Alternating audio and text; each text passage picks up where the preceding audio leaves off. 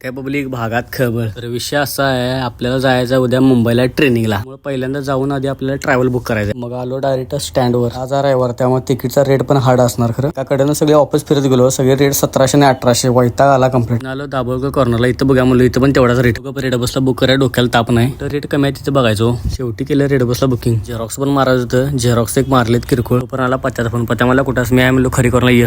आला ह्यो, ह्याचं काम काय तर होतं वाटतं मोबाईलचं. पत्याला म्हणलं भाऊ तू जाऊन ये, माझं काम असोसिएशनला जरा. असोसिएशनची जनरल बॉडी मीटिंग होती. पदाधिकारी आले होते. काय माहित नाही विषय काय असतो ते. मी पण पहिल्यांदा आलतो मीटिंगला. अहवालवर मीटिंग होती. कमी 2 ते 2.5 तास मीटिंग झाली. तिथनं प्रत्येकाला पास दिल्याने डायरेक्ट आलो जेवायला. आम्ही आपल्या कॉलेज जवळ आलो हॉटेल भारतीला. मग काय बसलो की जेवायला. समोर आलं मस्तपैकी चरचरीत चिकनचं ताट. मग काय सुट्टी नॉट हो. मग असा तेवढाच एक व्लॉग घेतला मस्तपैकी. बाकीची जनता यायची होती अजून. म्हणलं भूक तर लागली, आपण चालू करा. जेवण पण पोट झालं होतं जाम. आलो सर सिद्धार्थ गार्डन जवळ. म्हणजे थांबलो आणि आलो डायरेक्ट राहुल दादा. ते असा होता ट्रेनिंग असल्यामुळे केस बी सगळी कापून जाय म्हणलो, नाहीतर आपल्याला बाहेर काढतील. आलो डायरेक्ट बायकोला घ्यायला. नारळ पाणी दिलं तिला.